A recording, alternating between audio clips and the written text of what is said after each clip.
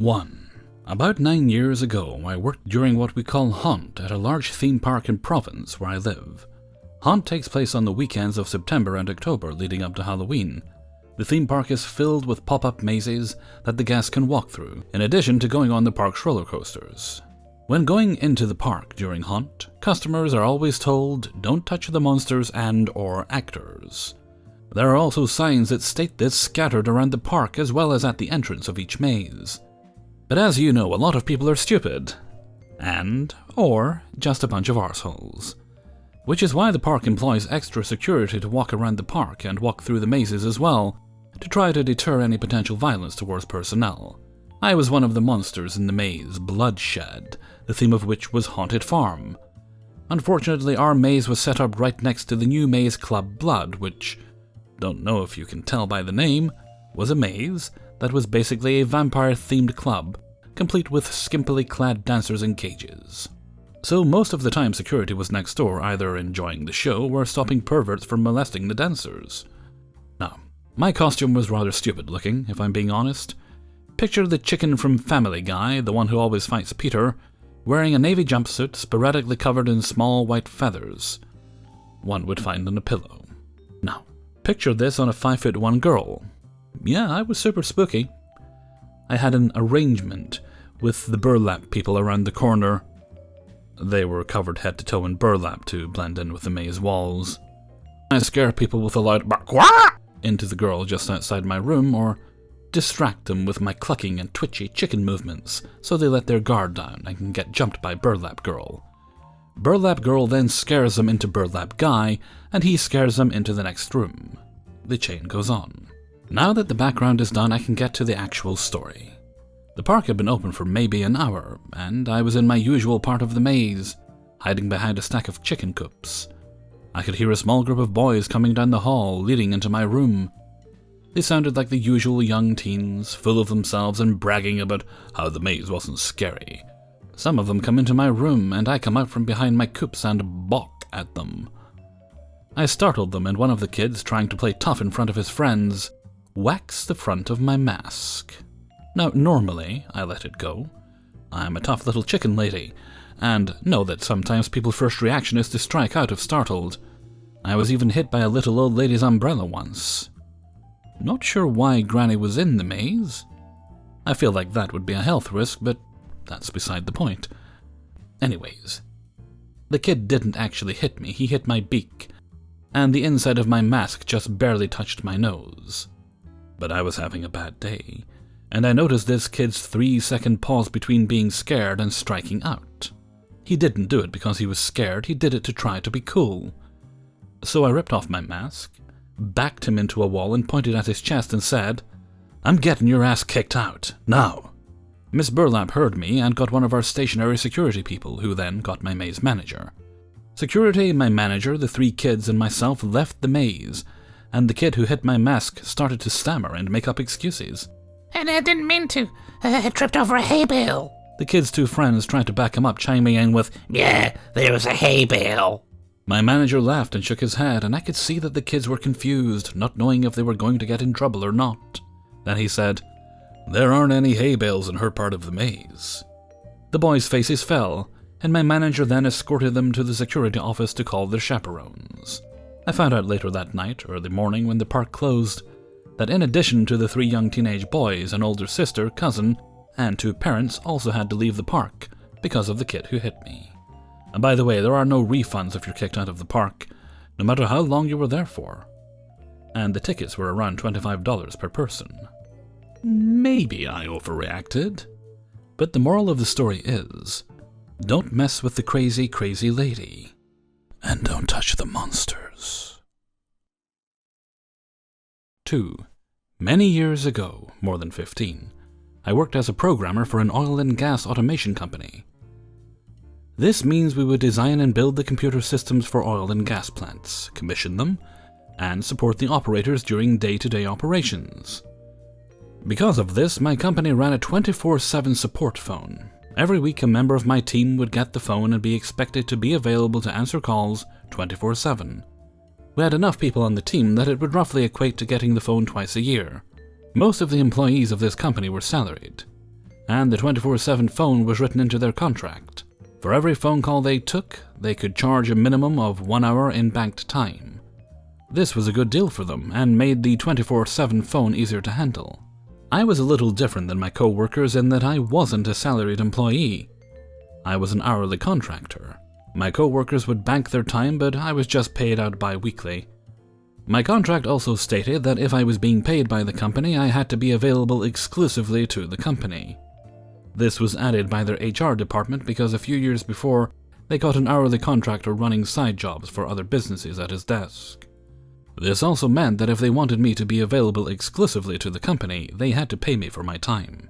For 2 years, I knew the 24/7 phone existed, but had never had to take it because, according to my contract, if they wanted me to be available, they had to pay my hourly rate after normal work hours to ensure that I was available to answer the phone when it rang. Then, as in most corporate stories, my completely awesome manager left for greener pastures and was replaced with an absolute tool. After a month of being in the office, he decided it wasn't fair that everyone took turns on the phone except for me. He declared that I would be put in the rotation effective immediately. I didn't want to cost the company a ton of money, so I tried to explain that if I'm on the 24/7 phone, that means they have to pay me 24 hours a day for 7 days. He scoffed and told me I obviously didn't understand how business worked. I told him he didn't understand how my contract was laid out, and that I am an hourly contractor, not a salaried employee. He insisted that to be a team player I had better take the phone or look elsewhere for employment. I didn't want to seem like I wasn't a team player, so I accepted the phone and started my clock. 7 days later, I handed the phone off to the next guy and submitted my bi-weekly invoice. It came out just over $10,000, with $8,400 being just that 1 week of having the phone. I waited about 15 minutes before I was pulled into the manager's office. When I arrived, the manager, head of HR, and the manager's boss, the head of the department, were there with my most recent invoice sitting on the desk. The department head just looked at me and asked what the hell I was thinking when I gave them that invoice. I explained that the new manager insisted that I take the 24/7 phone, even though my contract clearly stipulates that if the company wants me available 24/7, they have to pay for every minute I have the phone. The new manager became redder with every word. When I was finished, the department manager turned to him and asked why he didn't know this, since it's common knowledge that no contractors are ever put in that kind of position. As he was stuttering for an answer, the department head dismissed me and told me to expect my check at the usual time. The best part? During the entire week I had the 24/7 phone, it only rang twice, both during work hours and both calls asking for a specific person in the department. All I had to do was give them a phone number. Those 2 3-minute phone calls cost that company $4,200 each. After that, the new manager pretended I didn't exist and refused to talk to me for 3 months until he was moved to sales in a different department. I was at the company for another 2 years and never saw that phone again. 3. This happened a couple of years ago and the supervisor had since been promoted. Great manager, terrible leader. I was working as a yard jockey, responsible for switching out loaded semi-trailers for empty ones. We had recently hired a new professional driver. He seemed intelligent enough to do the job, and as always, we give newbies time to adjust. Our 30 doors all have anywhere from 6 inches to a foot of space in between them, and with semi-trailers that's pretty tight, and no room to back straight in. But this guy was pulling trailers out of the door with people on them and unsecured product. Needless to say, it always ended in a mess. Our supervisor at the time came up with an ingenious idea to turn a 2-minute job into a 10-minute job. You know, for safety. We were already using a glad hand lock, a plastic piece that prevents drivers from hooking and pulling the trailer, but as the jockeys we had a key. We used the same type of lock in all our doors and only needed one to unlock them all. He decided we needed as many different ones as possible to make life more difficult, and, for the cherry on top, all keys would be hung on the inside door. We were supposed to go in to be sure the door was closed, grab a key, go outside, hook up to the trailer, unlock the glad hand, bring the key inside, hang it up, go out and pull the trailer, put an empty one in, and lock it. On the surface, it was a smart idea. Going inside for the key ensures you are pulling the right one, and no one is on it. In practice, it sucked. We figured out rather quickly it was only the keys. Most of us would still step inside and make sure the door was closed. All except the cause of the new system. He continued the same issues because he was grabbing the 3 keys he needed at the start of his shift and continuing. Business as usual. Supervisor gets upset and requires a mandatory training course on how to properly execute this procedure. It was as satirical as it sounds. Afterwards, we were all threatened with termination because of insubordination if we chose to not follow this because, and I quote verbatim, "I'm the boss and I said so." Okay, boss. Cue busy season and inflation. We're busy. We're usually busy enough that using these locks period makes a difference in how fast we move. Most of us jockeys would keep the locks off until things calm down at the end of our shifts. Nope, don't want to get fired. Every single time I did what was asked. They would radio me to let me know they needed a new trailer. I would go in and walk to the door they called, grab a key, walk back to the truck. All walking done at a comfortable stride, for safety.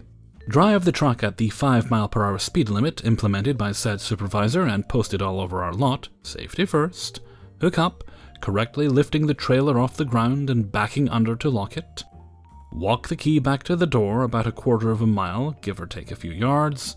Walk back to the truck, pull it, and replace it. By the time I was finished with one, I had 2 more to do, reminiscent of the Hydra Hercules fought. Hacking does nothing, you need to burn it to make the point stick. I kept this pace all day. All day. I was going to cave until he called me into his office to discuss my productivity, and how a lack of it was making it difficult for them to get caught up inside. At this point I had about a dozen doors that still needed to be swapped. I shrugged and told him I didn't want to be fired, so I was following our training. He was understandably frustrated, but understood. He told me to do better. Sure thing, boss. When my shift ended, I had a few trailers I didn't get to, and had a discussion with the guy relieving me. Explaining my approach and my plan, he went along with it. I relieved him, he still had a few to take care of as well, and continued the fight. The new guy was scheduled to relieve me after this shift, so the jig was up one way or another. I pulled out all the stops this time, taking my breaks and shutting off the radio for them, doing all the little things required of me he had implemented at one time or another, checking all of our trailers on the lot, 100 plus or minus depending on the day, sweeping the lot, scanning the trailers into our system so hires up know what trailers needed repairs, etc. Around lunch they were swamped inside, orders everywhere. Probably 10 loads just sitting on the floor and they were still producing more. On my way out he pulls me aside and threatens to write me up for causing such a slowdown. I explained to him that the things I was doing were things he said need to be done every day, and told him it was because he had said it and he's the boss. By the end of the day I had the keys in our truck, doors all taken care of and floor clear. He was promoted a couple months later and the guy that caused it was let go not long after this. 4. I was an EMT for a few years and got a job as a dispatcher at a new ambulance company. I started catching on to some of their unusual practices, and it wasn't long before I became uncomfortable even going to work. We were receiving more calls than we had staff for, in which case, we should be giving accurate ETAs, so that the hospital and nursing home can contact another company if needed. Instead, I was instructed to always give an ETA of 20 to 40 minutes, under all circumstances, even if the real wait time was 2+ hours. We were regularly receiving calls from nursing homes to transport patients with chest pain to the hospital, which a basic ambulance company can't take because chest pain patients have to be monitored by paramedics or RNs, in case the patient is having a heart attack. Same goes with patients who are complaining of stroke symptoms. We should be deferring the caller to 911 so that they can be redirected to the appropriate service. My educated guess was that the company I worked for had to deal with certain nursing homes, which were ran by the same person who overlooked our ambulance company. And basic EMTs at this company were pressured into transporting critical patients that are out of their scope of practice. Whenever I worked, I deferred all chest pain and stroke symptom patients, and I'd give honest ETAs which would result in us losing calls to other companies. Anyway, I got a verbal warning from my manager to stop doing that, because it was costing us business. Even after explaining my rationale, they wouldn't budge. Management kept harassing me, and I got an official write-up and suspended. The write-up states that I was instructed to always give a 20 to 40 minute ETA, and did not comply. After numerous illegal and unethical incidents, I broke after hearing about a stroke patient that was secretly transported, and the patient ended up at the hospital 3 hours later, which is outside the window for which they can receive the first line of treatment. After non-stop conflict with upper management, I could tell I was on the verge of being fired. So I went to work and logged all the dates and times of known illegal transports. I also had a copy of my write-up, which ironically gave me ammo, because I have on paper that I was instructed to lie. So I quit and went to county government regulating agency. I didn't realize how big of a deal this was until they kept sending me to people higher and higher up, until I reached the head of the county. They took the log I had and did a surprise bust at the ambulance company. They knew exactly what dates and times to look for and audited everything. Long story short, the ambulance company ended up closing down. I had a lot of friends at that company and didn't want to screw them over, so I reached out to someone who owns a competing company, and they agreed to hire everyone who chose to apply and give them a raise. Out of about 15 to 20 EMTs, I think 8 of them chose to transfer to the other company. 5. I work for a Walmart neighborhood market. My first weeks there, I worked under a woman who will be called Mary for this story. Mary was the Southern belle from California and a perfectionist. This is my first job and I have ADHD, severe ADHD. So this made her hate me. Because I couldn't remember every tiny detail of working back in the bakery, I panicked under pressure, which was her main tactic towards everyone. She even pressured the baker, who has been there at least 1 year longer than Mary has been employed, which was for 7 entire years. And I was slow, terribly slow. She would make my life a living hell, from making me conform to an impossible schedule, to screaming and yelling, to telling me to my face that I would never get better, to telling me a man with no hands would be better than me, to talking behind my back, to actually trying to blame me for something I didn't do. But this took the last thing she did to make my life a living hell, to make me want to enact revenge. She blamed me for something she needed to do. Let me explain. So in the bakery, it's her job to order all the supplies we need, and the different breads we need too. She has to scan a barcode and the items will arrive within a week or so. We were running low on the bags we use for a certain type of bread, the long, skinny French type. I told her this several times 2 weeks in advance, once we were down to 1 box. She told me she got it scanned and it would be here with the rest of the supplies. I accept this and move on.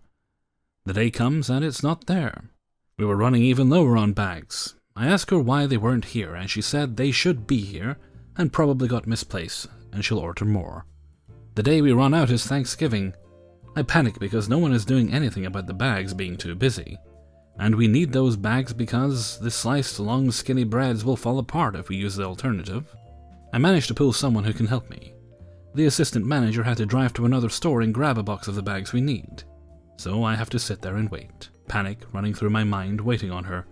My shift ended 46 minutes ago and I still need to clean, which I can't until I finish the rest of my responsibilities. I'm about to cry and this manager hasn't even left the store, and customers are now demanding their sliced French bread. Meanwhile, the one to blame for all this is sitting at home with her family, while I'm spending mine stuck at the store. Now it's been 1 hour and 29 minutes. She gets back with the bags and I get to work. My heart about to kill itself beating so fast. I'm finally done 3 hours and 45 minutes after my shift ends. I cry and hug my therapy kitten, unable to sleep for the hell I went through. I get to work the next day and confront her. She told me that because she couldn't find the barcode inside the mess of a kitchen, at this point I didn't know she was displeased with my cleaning, as I wasn't trained on bakery, I was trained in the deli, and know how to clean in there, and didn't order the bags. I was pissed, and of course, ranted to my co-workers and friends. So that night after I told my friends, this part I had no clue about until weeks later, they called the store angry about not getting their sliced bread in time, and actually demanded to know the very person responsible. The next day after I clock in, the actual store manager asked me why I was so late clocking out, and why the bread was laid out too. I told him everything. He then told me to return back to work. A week later, Mary had stepped down from her position, and moved across the city to another store before inevitably retiring. I didn't learn till a friend spilled the beans. I'm just glad I'm still here. Thank you for listening. Hey everybody, Hellfreezer here, and thank you very much for listening to Revenge is Ice Cream, number 31. And thank you very much to everybody who allowed me to use their stories in this video. Well, these two videos were actually quite hard to make. It's a matter of finding stories or having to then reject stories I had. Because, well, let's not go into it, but there's reasons. But they're done now, and that's the main thing. On to the next videos. I just want to say a quick thank you to everyone who joined me on Saturday and Sunday for the weekend streams. It seems that streaming later is probably going to be better for the channel overall. I do want to get the numbers of people watching streams up. And if I stream too early, then people are just aren't available. They're not in a position to actually watch a stream. So I get a lot of, well, crap, I missed the stream, so I'm going to try and do them a bit later from now on. That might mean we're just doing once a week, though. If I'm having to go maybe like, what for me is going to be maybe midnight, that would mean not doing quite as many of them. Or maybe doing a couple of shorter ones throughout the week as well or something. We'll see how it works. I'll think of something and we'll try different things out. Okay, and with that I'm going to head off for now. So until next time, thank you very much for listening, and take very good care of yourself.